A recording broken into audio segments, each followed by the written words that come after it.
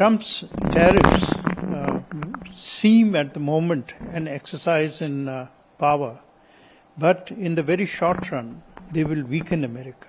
President Trump does not believe in friends, he believes in dependents. Prime Minister Modi has challenged effectively the economic imperialism of America. Trump's tariffs seem at the moment an exercise in power, but in the very short run, they will weaken America.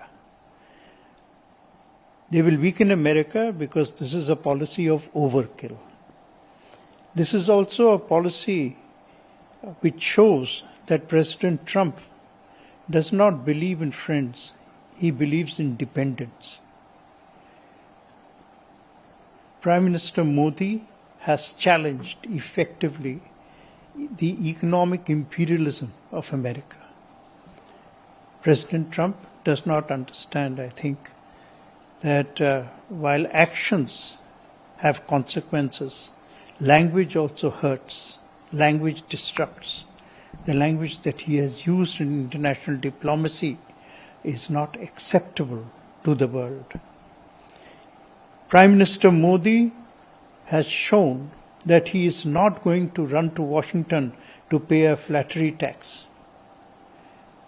India will not bow down even before a man who expects genuflection as the starting point of negotiations.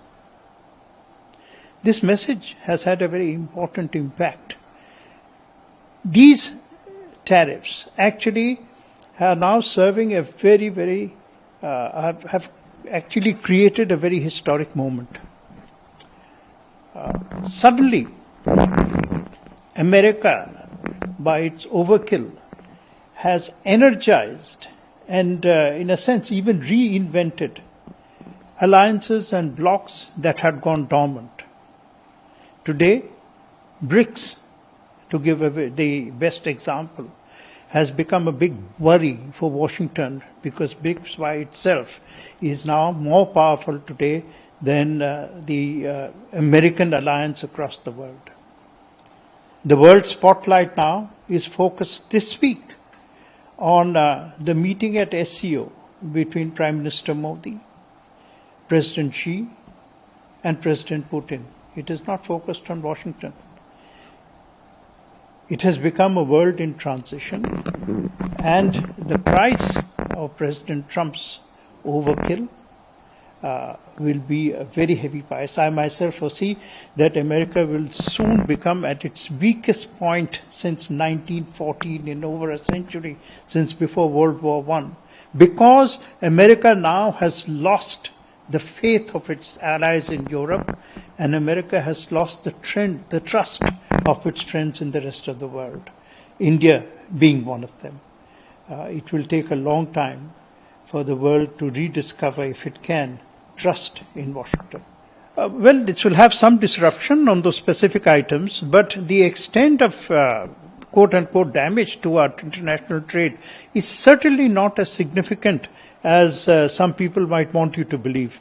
This is not a very large amount in terms of the total of India's international trade. And in any case, I think more important is the fact that the logic of the American argument for these tariffs has collapsed under the glare of facts and truth. Is it being done because we buy oil from Russia? Germany has been buying oil from Russia all through the war. Why are there no 50% tariffs on Germany? China buys more gas and energy from Russia than we do. Why is President Trump uncertain and seems even insecure with China? In fact, he suddenly gets into his provocative mood and has said that China will get 200% tariffs if it doesn't sell a particular kind of rare earth. Well, one of the consequences of tariff turbulence is that India and China have revived a cooling relationship. And this revival has had enormous significant geopolitical impact. and good bilateral impact as well, because China has agreed to resume sale of rare earths to India. These are very significant achievements, and this process will be solidified, it will mature, it will be taken further when Prime Minister Modi visits China this week.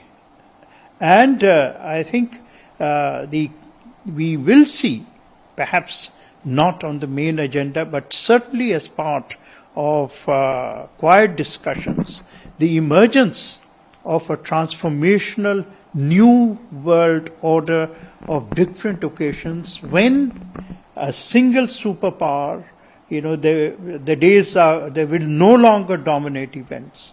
The days when a superpower frowned and the world trembled are over. And Prime Minister Modi has played a very significant part in reasserting the concept and doctrine of strategic autonomy. India did not gain its independence from the British in order to surrender it to anyone else. That message from Prime Minister Modi is extremely powerful, and it has resonated with Indians, and I think Indians have welcomed his policy with great pride.